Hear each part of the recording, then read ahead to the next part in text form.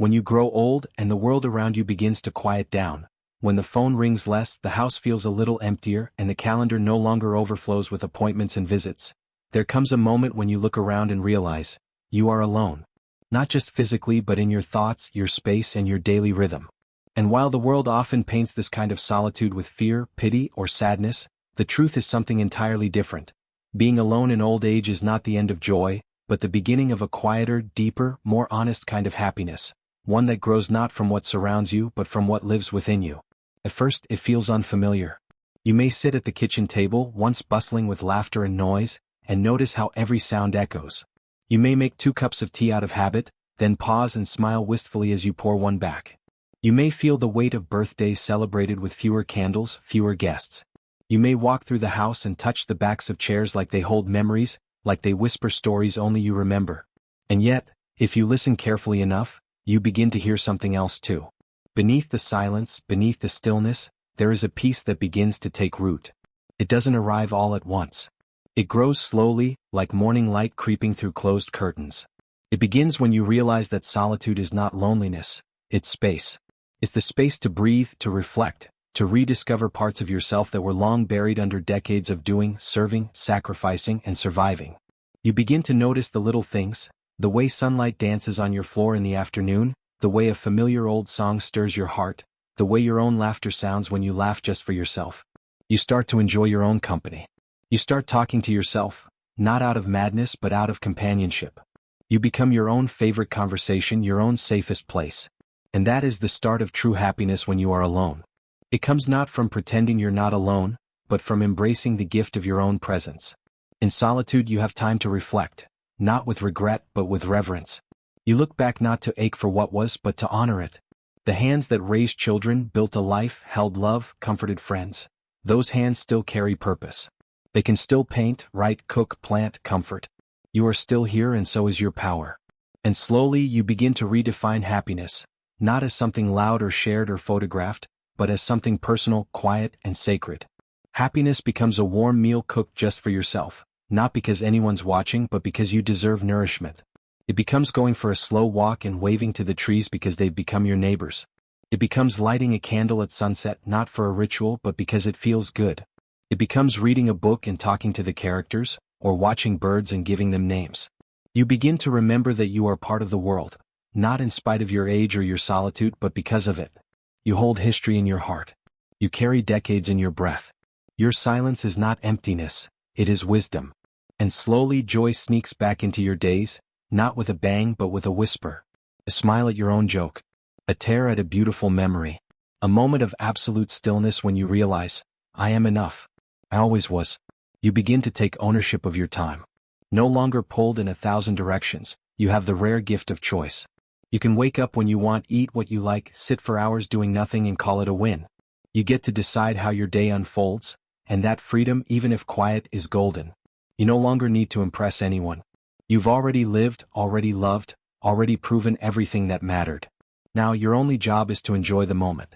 And that moment may be simple, a walk, a nap, a cup of tea, a prayer, but it is yours. And that ownership is happiness. Being alone also sharpens your sense of self. You remember what you used to love before life got busy. You pick up old hobbies, not to become a master again but to feel that spark. You try new things, not for approval but for joy. Maybe it's learning a new recipe, planting a few seeds, painting with trembling hands, writing letters to your younger self. Every act becomes a quiet celebration of life. And in doing so, you shift the way you see time, not as a countdown but as a canvas. Every day becomes a space to create, to notice, to appreciate. You also begin to redefine connection. Just because you are alone doesn't mean you are disconnected. You find beauty in small interactions, a kind neighbor, a smiling shopkeeper, a distant relative who calls once in a while. You realize that connection doesn't need to be constant. It needs to be meaningful. You build new bonds not out of need but out of curiosity. Maybe with nature. Maybe with a pet. Maybe with your faith. Maybe even with strangers online who remind you you're not the only one navigating solitude. And you begin to discover that some of the deepest connections you'll ever have are the ones you create with yourself. You become your own caretaker, your own cheerleader, your own wise counsel. And that self-love, built slowly and sincerely, becomes the foundation of your happiness. You forgive yourself for the mistakes, the missed chances, the moments you rushed through. You speak kindly to yourself the way you would to a friend. You begin to soften. And that softness becomes strength. Being alone also teaches you to celebrate memory without becoming stuck in it. You honor your past, but you don't live there.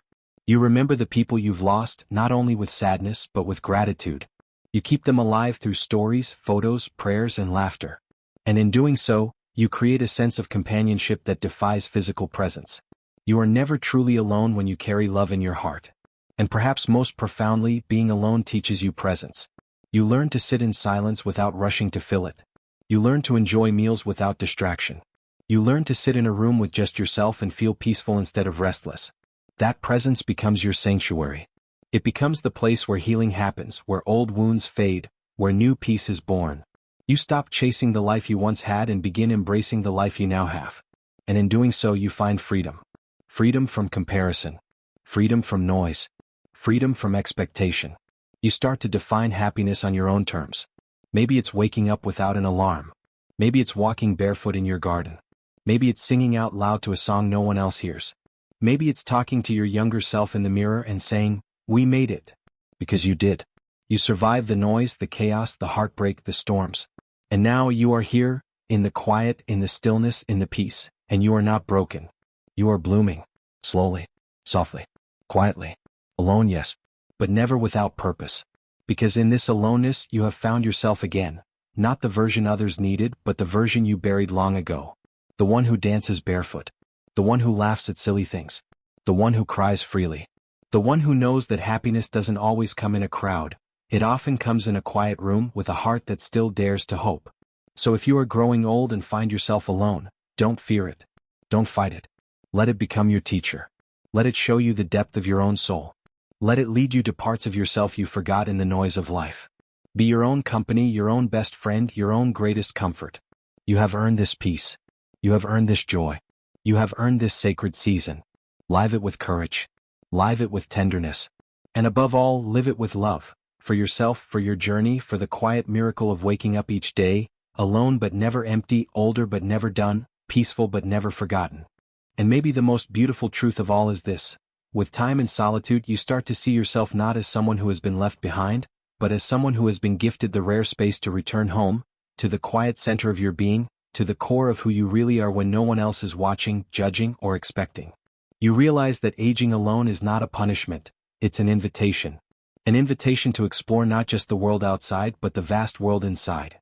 To travel through your own heart and memories, to sort through the moments that shaped you, the lessons that matured you, and the emotions you never had time to fully feel.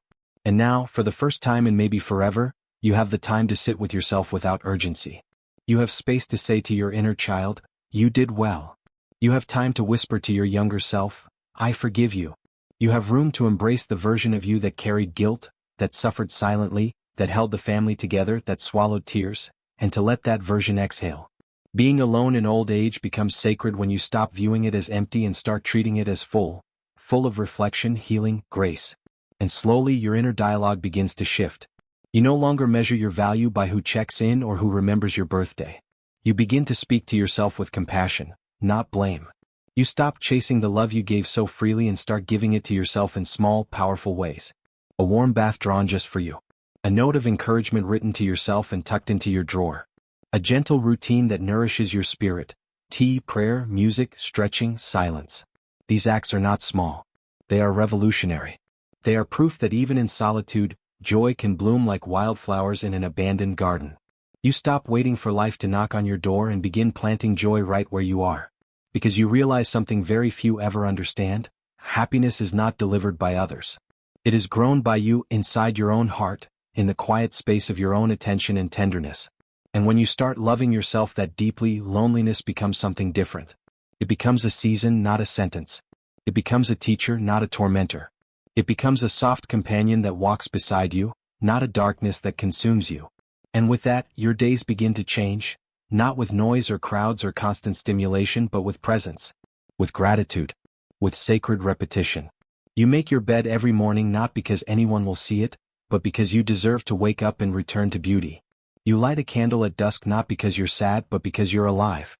You dress with care even if no one visits because how you feel matters. You begin to move through your own life like it is worthy of ritual, and that reverence becomes your healing. You begin to realize that your life still holds magic, not the kind that explodes in fireworks, but the kind that glows softly like a night light in the dark. It's in the way your tea tastes better now that you sip slowly. It's in the way the sky speaks to you when you sit outside and watch the clouds float. It's in the way the wind sounds different when you're not rushing. It's in the way your heart still stirs when you see beauty. You become, quietly, a student of the present moment.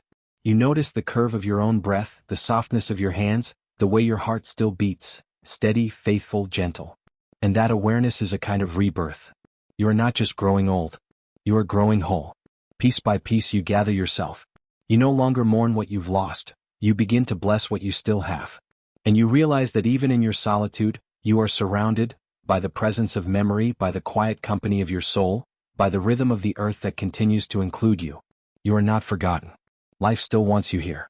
And though the world may not always knock on your door still opens to the universe every day. Open it with wonder. Open it with grace.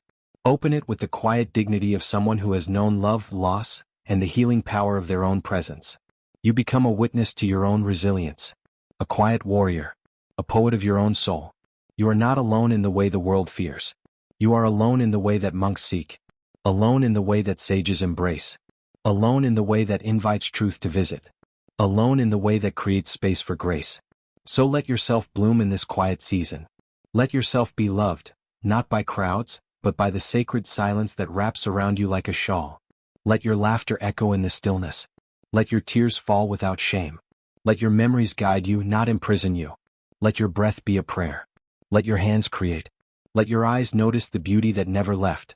Because you haven't been abandoned, you've been returned. Return to yourself. And now, with trembling strength, with aging beauty, with wisdom etched in your bones, you rise again, not to be seen but to see. Not to be held but to hold yourself. Not to be praised but to praise the sacredness of still being here, in a life that may be simple but is still yours, and still undeniably worthy of joy.